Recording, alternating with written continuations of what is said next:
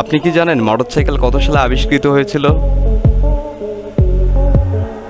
না জেনে থাকলে ভিডিওটি সম্পূর্ণ দেখার জন্য অনুরোধ রইল। মোটরসাইকেল বর্তমানে একটি গুরুত্বপূর্ণ বাহন।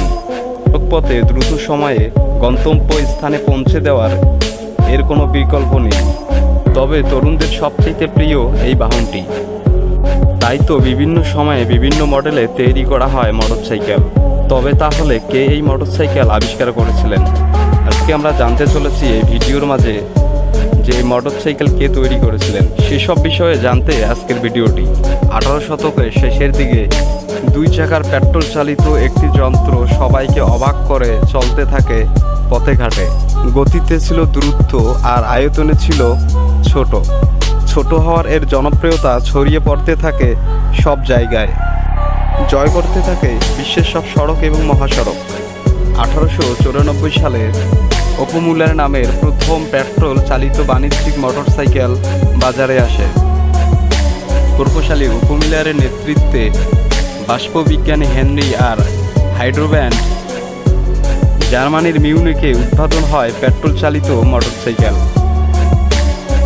1894 সালে 20 জানুয়ারি 4 স্ট্রোক ইঞ্জিনের এই মোটরসাইকেলটির প্যাটেন্ট অনুমোদিত হয়।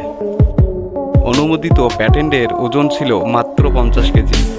1489 সিসির বাইকটির সর্বোচ্চ গতিবেগ ছিল ঘন্টায় 35 কিলোমিটার।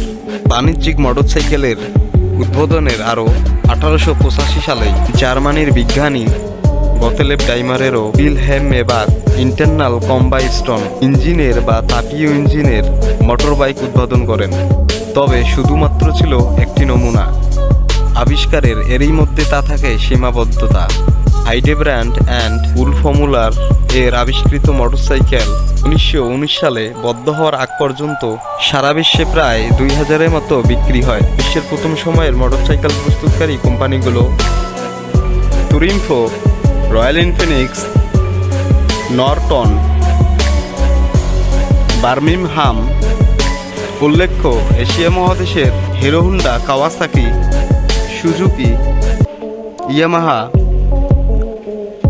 সুজুকি মোটর কর্পোরেশন দীর্ঘকাল ধরে মোটরবাইক প্রস্তুত করে আসছে। মোটরসাইকেলের মূল জনপ্রিয়তা পায় প্রথম ও দ্বিতীয় বিশ্বযুদ্ধের সময়। প্রথম বিশ্বযুদ্ধের সময় সহজ যোগাযোগের ব্যবস্থা আর নানাবিধ সুবিধার কারণে যুদ্ধে সৈন্যদের মাঝে মোটরসাইকেল জনপ্রিয় হয়ে ওঠে। মার্কিন কোম্পানি হার্লে ডেভিডসন তাদের মূল উপাদানের 50% প্রথম বিশ্বযুদ্ধের সৈন্যদের সরবরাহ করেন। ব্রিটিশ কোম্পানি টুরিনফো প্রায় 30,000 টুরিনফো টাইপ এইচ মোটরসাইকেল বিভিন্ন দেশে সৈন্যদলের কাছে বিক্রি করেন।